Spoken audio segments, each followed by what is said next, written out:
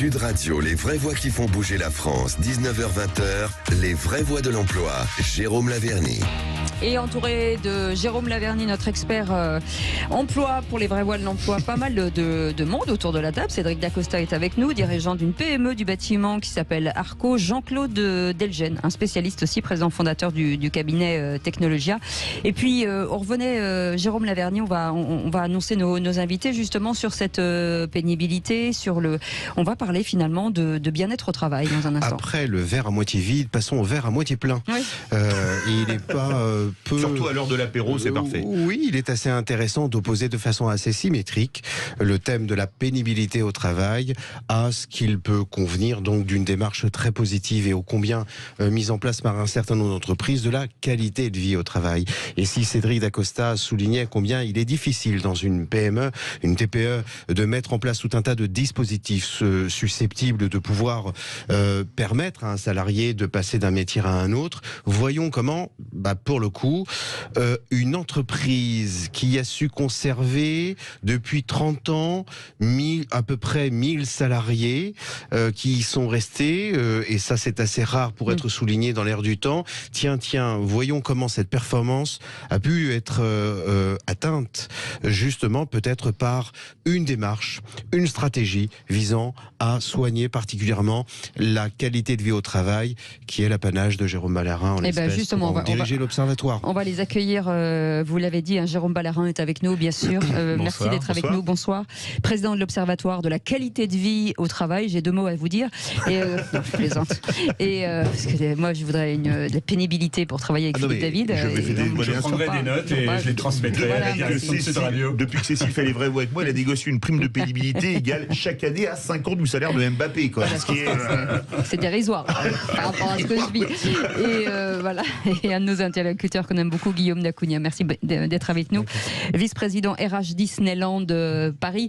Justement avec Jérôme Ballarin, président de l'Observatoire de la qualité de vie au travail. Est-ce qu'on peut finalement associer la qualité de vie et la pénibilité ? Comment tout ça peut se travailler et s'imaginer ?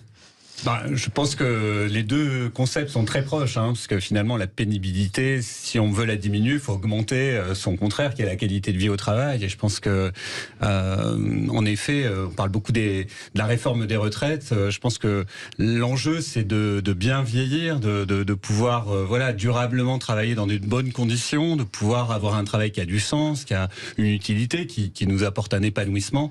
Et donc tous ces sujets aujourd'hui sont fédérés dans la thématique de la qualité de vie au travail. Donc clairement, il y a un lien. Et avec une entreprise, forcément, c'est le vice-président RH de Disneyland Paris. Forcément, Jérôme Laverny l'a dit, 1000 salariés aujourd'hui dont il faut gérer le quotidien. Depuis 30 ans. 1000 salariés qui sont là depuis 30 ans. Environ 1000 salariés. Absolument, et qui ont des métiers, certains sont pénibles, d'autres moins. Comment ça se gère au sein de l'entreprise ? Alors nous avons 500 métiers au sein de l'entreprise, donc il faut aussi considérer que porter la pénibilité ou porter le bien-être au travail, on ne peut pas, ce qu'on dit en anglais, one size fit all, c'est-à-dire qu'on ne peut pas appliquer la même méthode pour tout le monde. Donc ça demande aussi apprendre à personnaliser, individualiser par rapport au corps de métier et aux différentes populations que nous avons. Et à titre d'exemple, en mix générationnel, on a 45% de la population qui se répartit entre moins de 25 ans ou plus de 50 ans. Donc c'est aussi une considération quand on parle de bien-être au travail ou de pénibilité. Jean-Claude Delgen, le bien-être au travail, c'est quoi ? Sujet de philo, vous avez 4 heures.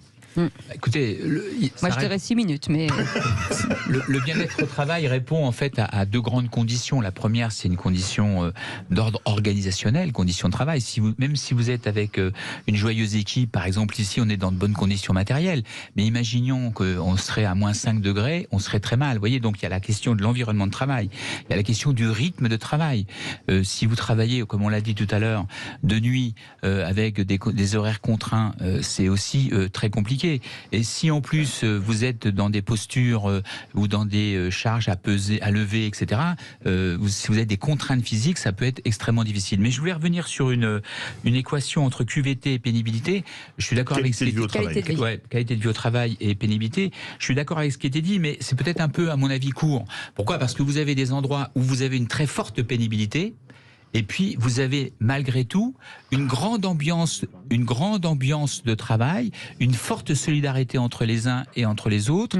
Et en fait, cette pénibilité, justement, les gens arrivent à tenir le travail parce que justement, il y a cet esprit de groupe, cet esprit de solidarité avec une certaine forme de qualité de vie au travail. Donc, oui, mais, enfin, je dirais, parce qu'en fait, la pénibilité, très souvent, les gens la supportent. On le voit tout à l'heure avec le témoignage qui nous a été donné dans l'entreprise Arco. Bon, on voit effectivement que le collectif est essentiel dans la pénibilité. Et puis le bien-être... Oui, pardon. Si vous êtes avec un collectif porteur où les gens s'entraident, où effectivement il y a une forme de fraternité quelque part, c'est beaucoup plus simple même quand c'est pénible. Jérôme Ballarin, je reviens sur cette pénibilité. On parle beaucoup de pénibilité physique, mais il y a la pénibilité mentale aussi. Tout à fait. Tout à fait. La fatigue psychologique, les burn-out, en effet. Pour traduire la qualité de vie au travail dans un sens de réduction de la pénibilité, moi je mettrais en premier la culture managériale. Les pratiques des managers, voilà, qu'ils puissent être à l'écoute, qu'ils puissent être empathiques, qu'ils puissent prendre en considération des problématiques personnelles aussi, de malades d'un proche ou de situations d'engagement extra-professionnel. Donc vraiment pour moi, ça c'est fondamental. Ensuite, je reviendrai effectivement sur les conditions de travail. Je suis d'accord sur l'organisation du travail. On a vu le télétravail beaucoup se développer. C'était une attente forte aussi pour mieux concilier vie professionnelle et vie personnelle. Éviter par exemple 2 ou 3 heures de transport par jour. On peut imaginer, c'est aussi une pénibilité finalement. Elle n'est pas au travail, mais à contrario, certains disent que rester à la maison seul, c'est aussi pénible finalement de ne pas avoir d'interaction sociale. Oui, tout à fait. Là, je rejoins ce qui a été dit également sur cette notion de collectif, même pour aller jusqu'à la fraternité. Mais c'est vrai, au fond, se sentir bien dans son collectif. On voit d'ailleurs que avec les organisations hybrides qui se sont développées, présentielles, distancielles, certains salariés souffrent parce qu'ils sont en plus en attente. Alors, je pense que là-dessus, on est tous différents en fait, et les besoins d'interaction humaine ou au contraire d'autonomie, de proximité avec ses proches, quand on est en télétravail. Enfin, voilà, chacune et chacun doit pouvoir trouver un peu son entreprise à la carte. Je pense que c'est ça qu'il faut réinventer aussi pour demain. Cédric Dacosta et Guillaume Dacugna, c'est 2 métiers différents. Le bâtiment Disney, mais il y a des métiers qu'on peut faire en partie à domicile. Vous êtes ingénieur, vous concevez un chantier, ou pareil, vous, un marketeur ou quelqu'un qui fait des chiffres, un contrôleur de gestion. Est-ce que vous avez eu une grande demande de télétravail ? Un petit peu dans les postes sédentaires, mais c'est très limité parce que malheureusement, nous, on doit se déplacer assez régulièrement. Ouais. Voilà. Et vous ? Alors nous, sur nos 17 000 salariés, nous avons près de 4 000 qui sont éligibles au télétravail sur des fonctions support. Mais notre réalité, c'est qu'on en a 12 à 13 000 qui doivent être au contact du visiteur et sur le terrain. Donc eux n'ont pas accès au télétravail. Après, on reste, pardon pour préciser, mais on fait aussi de la construction et du chantier. Et à titre d'exemple, on a recruté tout récemment un menuisier, 56 ans, qui était ancien imprimeur et qui s'est reconverti il y a juste 1 an et demi et qu'on a recruté. Donc on fait aussi de la construction et on recrute des personnes seniors sur ce type de métier, malgré la pénibilité. C'est ce qu'on aime, c'est Disneyland Paris. En cela qu'il serait très malvenu des pouvoirs publics d'imaginer un index qui relève plus de passés ancestraux et inquisitoriaux, parce que beaucoup d'entreprises n'ont pas attendu des mesures combinatoires pour recruter des gens de 56 ans pour être menuisiers. Vous posiez la question du bien-être, Cécile, du bien-être au travail. Mais est-ce que le bien-être doit être circonscrit au travail ou à la vie privée ? Aujourd'hui, il y a une contagion vie privée, vie professionnelle, qui fait qu'il faut revoir la copie des mesures mises en place et rentrer dans le vif du sujet. Le bien-être au travail ne passe pas par des bonbons Haribo, des baby-foot, mais passe par des mesures comme celles que vous venez d'entreprendre et à laquelle vous venez d'adhérer, Disneyland Paris, charte de la parentalité. Ça, c'est du concret. On va en parler dans un instant, justement, de cette charte de parentalité qui est hyper intéressante. Avant, une réaction de Jean-Claude Delgen. Oui, je pense que quand on parle de qualité de vie au travail, il faut comprendre qu'il faut parler à plusieurs voix. C'est-à-dire qu'il y a la qualité de vie au travail vue par les dirigeants, il y a la qualité de vie au travail vue par les représentants du personnel, c'est déjà pas forcément la même chose, et puis il y a la qualité de vie au travail vue peut-être par le service santé au travail. Et donc pour réussir une véritable qualité de vie au travail, il faut réunir tous ces gens-là autour de la table et mettre en débat les situations de travail, c'est-à-dire d'avoir un dialogue social au cœur pour pouvoir traiter les problèmes. Les problèmes, ils peuvent être dans une entreprise c'est jamais la routine, en général, vous avez du quotidien, mais parfois vous avez des irritants, parfois vous avez, je dirais, des tempêtes, vous traversez des cyclones, et puis parfois c'est la mer calme. Mais en tous les cas, les gens qui réparent leur toit en été, c'est-à-dire qui font du dialogue social, qui sont dans une relation heureuse avec les représentants du personnel, c'est-à-dire qui ont véritablement nourri ce dialogue social, ont une qualité de vie au travail pour traverser tous les temps. Et donc c'est ça, moi j'appelle vraiment à parler à plusieurs voix, parce qu'il n'y a rien de pire que quand vous avez cette disharmonie au sein des entreprises et qui ne permet pas de poser les véritables problèmes. En tout cas, on va les entendre, ces voix. Guillaume Dacugna est vice-président RH Disneyland Paris, et Jérôme Ballarin, président de l'Observatoire de la qualité de vie au travail. On reviendra sur cette charte de parentalité très intéressante. Merci d'être avec nous, merci d'être dans les vraies voies de l'emploi avec Jérôme Laverny, notre expert. Expert worldwide, j'ai envie de dire. Allez, à tout de suite. Sud Radio, les vraies voix qui font bouger la France, 19h-20h, les vraies voix de l'emploi. Jérôme Laverny. Bienvenue dans les vraies voix de l'emploi. On est ensemble jusqu'à 20h avec Jean-Claude Delgen, président fondateur du cabinet Technologia, qui en connaît un bout sur l'emploi, avec Jérôme Ballarin, président de l'Observatoire de la qualité de vie au travail. Aussi avec nous un entrepreneur, Cédric Dacosta, dirigeant d'une PME dans le bâtiment Arco, et puis notre invité aussi, Guillaume Dacugna, qui est vice-président RH Disneyland de Paris. On le disait en début avant la pub, de se dire que vous avez mis en place tous les deux, Jérôme et Guillaume, une charte de parentalité à Disneyland Paris. Ça veut dire quoi? Alors la charte de la parentalité en entreprise existe depuis bientôt 15 ans. Je l'ai lancée en 2008. Elle fédère aujourd'hui 800 employeurs, dont la moitié de PME de toutes les régions françaises. Ça représente 6 millions de salariés en France. C'est quand même 20% de la population active. Énorme. Et on a le privilège d'avoir Disneyland Paris qui nous a rejoints en tant que signataire en décembre dernier, en effet. Voilà, et cette charte, en fait, elle porte vraiment, elle incite les employeurs à mettre en place des actions concrètes. On évoquait la culture managériale, former les managers, les sensibiliser pour qu'ils soient plus à l'écoute, plus en connexion avec les problématiques personnelles aussi de leurs collaborateurs.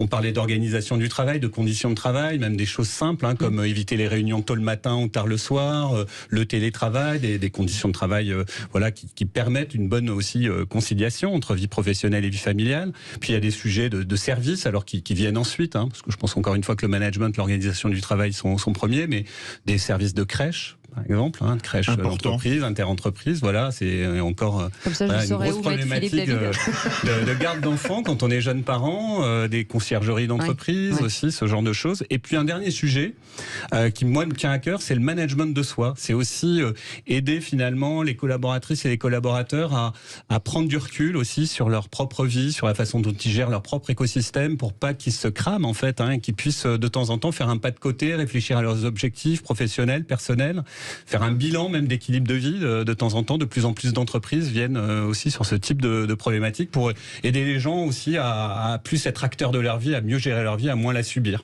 C'est une façon de durer et d'être peut-être heureux au travail toute la vie.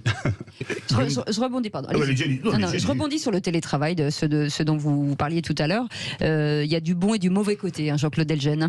Oui. Je rebondis sur vous parce que je sais que vous êtes pas tout à fait. Oui, moi je suis assez vigilant et je développe une certaine acuité par rapport à tout ce phénomène, parce que on peut considérer que le télétravail, qui est une revendication des salariés historique, peut être très utile, peut avoir bon nombre d'avantages, à la condition qu'il se, déroule au maximum 2 jours par semaine. Parce que après 2 jours par semaine, vous avez l'éloignement des centres de décision, vous ne profitez pas des promotions, des augmentations, vous êtes les premiers partis en cas de charrette. Bon, voilà. Donc, il y a des tas d'événements qui peuvent être très préjudiciables pour le salarié et des événements très préjudiciables pour l'entreprise. Pourquoi? Parce que l'entreprise, et on l'a vu aux États-Unis, parce que dans un premier temps, les grandes sociétés se sont ruées sur le télétravail parce qu'elles faisaient des économies flex office, etc., etc., en matière de, je dirais, d'aménagement des locaux. Il faut savoir que le local de l'entreprise, les locaux sont le deuxième poste de dépense de l'entreprise.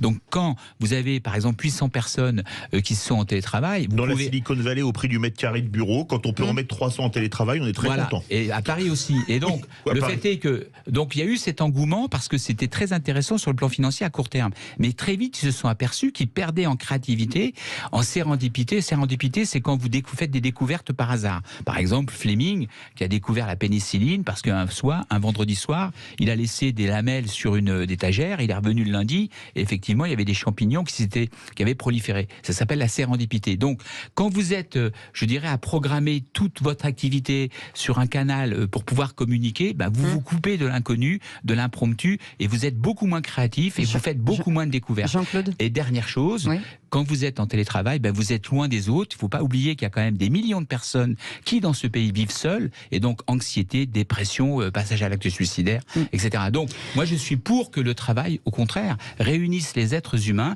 et leur permette de s'éduquer tous ensemble. Je suis désolée, Jean-Claude, je vais être obligé de vous opposer quelqu'un, Guillaume Dacugna, vice-président RH Disneyland Paris, parce que une façon de le télétravail, finalement, à Disneyland, c'est à la carte.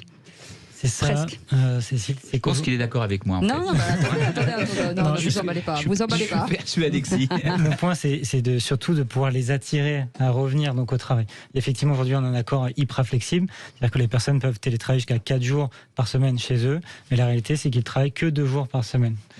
Et donc aujourd'hui, on essaie de faire en sorte de créer les conditions de vie, de travail, d'organisation, d'équipe pour qu'ils puissent revenir. Donc c'est aussi peut-être le rôle de l'entreprise de s'assurer qu'ils soient capables... D'être attractive, c'est ça. On va essayer d'apporter des choses, Jérôme Laverny.